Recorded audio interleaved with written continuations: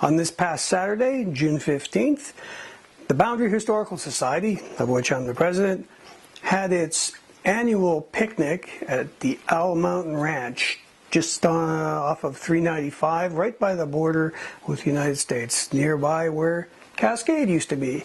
Did you know about Cascade? Cascade no longer exists, but there was a town there just south of Christina Lake. You can find out more about that at the museum with the Historical Society reports and with Rick Seymour. Rick Seymour owns Owl Mountain Ranch. He was our host. He had lots of stories to regale us with about the history. He's got a whole bunch of artifacts. He's got a barn there he's virtually turned into a museum. There's artifacts from the ranching era, from guns to horse saddles to chaps, shells. He's got a lot of chips, like, I'm not talking about the kind you eat, I'm talking about the kind you gamble with. He's got tables from gambling halls. He's got a bar from Vancouver. He's got lots of stories too. So thank you very much, Rick Seymour, for being our host and treating us so nicely. And I got a lot of good feedback. People liked it. They had a good time. Take a look at this. A picture that showed, it looks like the border custom shack is just a little 10 by 12 building with a very stern looking guy standing there under a flag. And right across the street, looking south on the right hand side, there was a building that had livery stable written on it. And the Williams and Eakin stage line run through here at that point before the railroad. The railroad come in 1898, and that would have went right through the middle of that living line. So it'd be gone.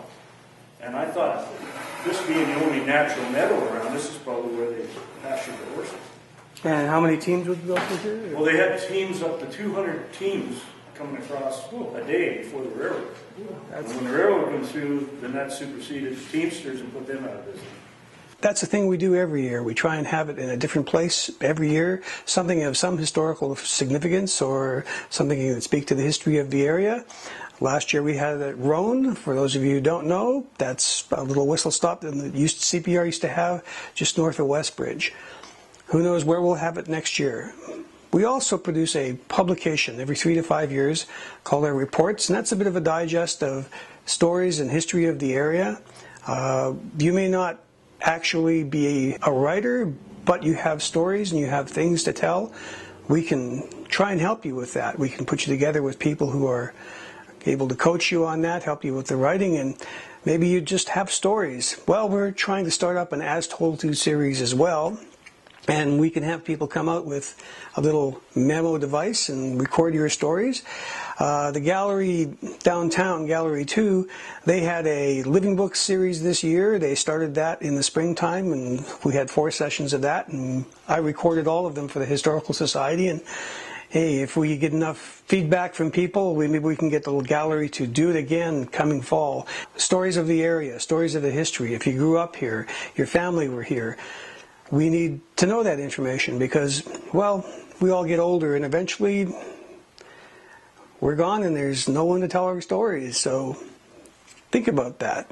And think about joining the Historical Society. We always need fresh blood, and we also need board members. We need a new president because I've been here 2 years and I really am a busy guy, and we should have a regular turnover. We need a secretary and a treasurer. And hey, we need board members. So think about that. It's not just Grand Forks, it's the Boundary, and it's the history of the Boundary. I'm Les for the Boundary Historical Society. Think about that. Hope you enjoyed this.